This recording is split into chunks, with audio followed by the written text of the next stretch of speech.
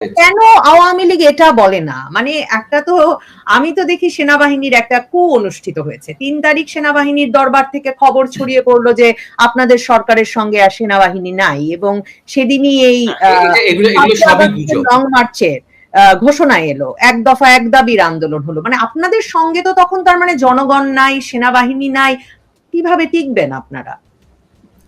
দেখুন, সেনাবাহিনী নেই বা জনগণ নেই, এগুলো সবগুলোই হচ্ছে এই গোষ্ঠীর একটা প্রচার। আমাদের সরকারের পতন হয়েছে ঢাকা শহরে। আমি চট্টগ্রামের মানুষ, আমি চট্টগ্রাম শহরের সংসদ সদস্য।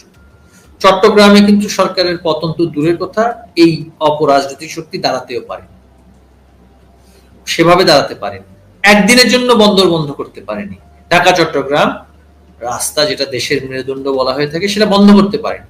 শুধুমাত্র ঢাকায় আমরা পরিস্থিতির শিকার হয়েছি, এবং সেই পরিস্থিতি কারা সৃষ্টি করেছে আপনি দেখেছেন। ঢাকা চট্টগ্রাম মহাসড়ক সহ মানে সব শুধুমাত্র যাত্রাবাড়িতে, শুধুমাত্র যাত্রাবাড়িতে যুদ্ধাবস্থা বিরাজ করেছে, এবং যাত্রাবাড়িতে কারা সেটা করেছে আপনি সেটা দেখেছেন। এখন একটা গৃহযুদ্ধপূর্ণ পরিস্থিতির দিকে দেশ এগিয়ে যাচ্ছিল, গৃহযুদ্ধপূর্ণ। এমতাবস্থায় সেনাবাহিনীকে মোতায়েন করা হয়েছে স্থিতাবস্থা বজায় রাখতে, শান্তিপূর্ণ অবস্থা বজায় রাখতে। সেনাবাহিনীর সাথে সাথে যদি আমাদের দলের নেতাকর্মীরা যদি সেদিন বা সেই পরিস্থিতিতে যদি সশস্ত্র অবস্থা গ্রহণ করত, সেনাবাহিনী তাদের সার্বিক কার্যক্রম করছে, তাহলে কি এই শক্তি দাঁড়াতে পারত? আমরা কিন্তু সেটা করিনি, কারণ মৃত্যুর যে টোল প্রতিদিন বাড়ছে, এই রক্তের দায় আমরা কেন নেব? যারা এই রক্ত ক্ষয়ের জন্য ষড়যন্ত্র করেছে তাদের সেই দায় নিতে হবে, ইউনূসের সেই দায় নিতে হবে, জিহাদিদের সেই দায় নিতে হবে। আমি একটি ভারতীয় সংবাদ মাধ্যমে বলেছি, Yunus is the new Jinnah. Jinnah যেমনি করে ব্যক্তি জীবনে নাস্তিক, কিন্তু রাজনৈতিক জীবনে ইসলামকে ব্যবহার করে সে ভারতবর্ষের বিভাজন ঘটিয়ে নিজের প্রধানমন্ত্রী পদ, গভর্নর জেনারেল হয়েছে, ইউনূস তার ব্যক্তি স্বার্থ চরিতার্থ করার জন্য যে জীবনে কোনোদিন নামাজ পড়তে আমরা তাকে দেখিনি। ইউনূস সরকারের এই কুচক্রীরা আমাকে বানিয়েছে ইসকনের, সনাতন ধর্মীয় সংগঠন ইসকনের গোপন ষড়যন্ত্রকারী। আমি চট্টগ্রাম শহরে 3টা ওয়াকফ স্টেটের মোতোয়াল্লি, গরিবুল্লাহ শাহর মাজার, আমাদের শেখ ফরিদ চশমা মসজিদ এবং আমার ওয়ালিখা মসজিদ, চট্টগ্রাম শহরে সেই মসজিদগুলো তাদের নান্দনিক সৌন্দর্য, তাদের যে আধ্যাত্মিক প্রভাব চট্টগ্রাম শহরের সকলেই জানে। তাকে আমাকে বানিয়েছে তারা সনাতন একটি সংগঠনের নাকি আমি গোপন এজেন্ট। এই অপরাজনৈতিক অপশক্তিকে ব্যবহার করে নাস্তিক ইউনূস আজকে ক্ষমতায় বসেছে। জীবনে তাকে আমরা কখনো নামাজ পড়তে দেখিনি, জীবনে তাকে আমরা কখনো স্মৃতিসৌধে গিয়ে বাংলাদেশের স্বাধীনতা সার্বভৌমত্বের প্রতি পুষ্পস্তবক অর্পণ করা, আমাদের স্বাধীনতার প্রতি সম্মান প্রদর্শন করতে আমরা দেখিনি। এই প্রতারক আজকে এই জিহাদিদের সাথে নিয়ে ক্ষমতায় বসে আছে। এর সব বিচার হবে, এর সব উত্তর দিতে হবে। আমাদের সাথে জনগণ নেই বলছেন, ঠিক আছে, নির্বাচন দিন, নির্বাচনটা দিন, জনগণ যে নেই সেটা তো প্রমাণ করতে হবে। এখন আপনি নির্বাচন আজকে না কালকে, ডিসেম্বর না ফেব্রুয়ারি, ফেব্রুয়ারি না জুন মাস, নানান ধরনের কথা বলছেন। কারণ আপনি জানেন, আপনি হাটাজারি উপজেলা ইউনিয়নের ইউপির নির্বাচন করলে আপনি পারবেন না ইউনূস সাহেব।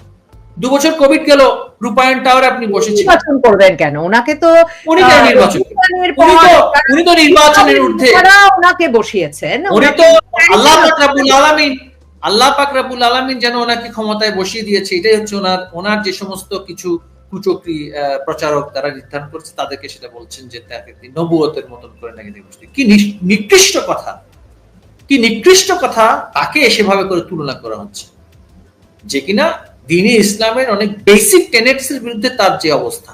আমি সেদিকে যাচ্ছি না। আমাদের বক্তব্য হচ্ছে, আওয়ামী লীগ বাংলাদেশের সাধারণ মানুষের রাজনীতি করে। আওয়ামী লীগ রাষ্ট্র পরিচালনায় দীর্ঘদিন ছিল, বঙ্গবন্ধুর কন্যা প্রধানমন্ত্রী ছিলেন। তিনি তো ফেরেশতা নন, আওয়ামী লীগের নেতাকর্মীরাও ফেরেশতা নন, আমি মন্ত্রী হিসেবে ফেরেশতা নন। আমাদের সকলেরই ভুল হবে। রাষ্ট্র পরিচালনার ক্ষেত্রে, নীতি প্রণয়নের ক্ষেত্রে পৃথিবীর কোন দেশে কোন নীতি শতভাগ সফল হয় না। ডোনাল্ড ট্রাম্প নীতি ঘোষণা করলেন না ট্যারিফে, শেষ পর্যন্ত সব তো পরিবর্তন করতে হয়েছে। আমাদের নীতি প্রণয়নের ক্ষেত্রে ভুল হয়ে থাকতে পারে, দুর্নীতি নিয়ন্ত্রণের ক্ষেত্রে অনেক গাফিলতি আছে, আমি নিজে বলি, গভর্নেন্সের ক্ষেত্রে, কিন্তু যে কোনো সময়ে 52 বছরের ইতিহাস পর্যালোচনা করলে সবচেয়ে সফল সরকারটাও তো আমরা পরিচালনা করেছি, সেই বেনিফিট আমাদেরকে তো দিতে হবে, জনগণ সেটা দেবে। দুর্নীতির কথা তো আমরা নিজেরা বলেছি, আমাদের এমপিরা সংসদে বলেছে। আমি নিজে সরকারের মন্ত্রী হয়ে রাজুকে আমাকে 50,000 টাকা ঘুষ দিতে হয়েছে আমার ফ্ল্যাটের নিবন্ধন নেওয়ার জন্য, মিউটেশনের অনুমোদন নেওয়ার জন্য।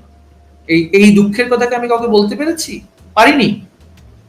একজন সাধারণ মানুষ সেখানে ক্ষমতায় ছিলেন এবং বলা যায় না যে খুব নরম সরকার ছিল আওয়ামী লীগ সরকার, পুলিশ, গোয়েন্দা বাহিনী, আড়িপাতা। আর এখন যে সরকার আছে সেই সরকার কি আরো নরম? আয়নাঘর, সকল অভিযোগ আছে আপনাদের বিপক্ষে, তারপর দুর্নীতি যে আপনারা দমন করতে পারেন নাই, সেটা তো মানে আপনাদের সুবিধাভোগীরা এই দুর্নীতিতে যুক্ত ছিল, সেটাও তো স্বীকার করতে হবে।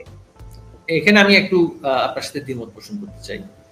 ম্যাক্রো দুর্নীতি এবং মাইক্রো দুর্নীতি, পৃথিবীর অনেক দেশে ম্যাক্রো পর্যায়ে অর্থাৎ বৃহৎ পরিসরে সরকারের উচ্চ পর্যায়ে বলুন বা দ্বিপাক্ষিক অনেক বিষয়ে কিন্তু কমিশন বাণিজ্য সেটা হয়ে থাকে।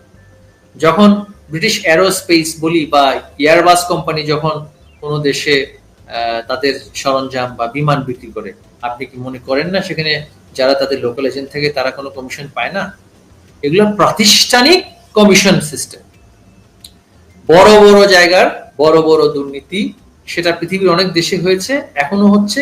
কোনো দেশ বলতে পারবে না, খুবই ক্ষুদ্র কয়েকটি দেশ, সেটা সিঙ্গাপুর বলি, নিউজিল্যান্ড বলি বা ফিনল্যান্ড বা আইসল্যান্ড, যাদের অর্থনীতি বিশ্ব অর্থনীতির মধ্যে কোনো সেভাবে প্রভাব ফেলে না, তাদের দুর্নীতি তারা শতভাগ আপনার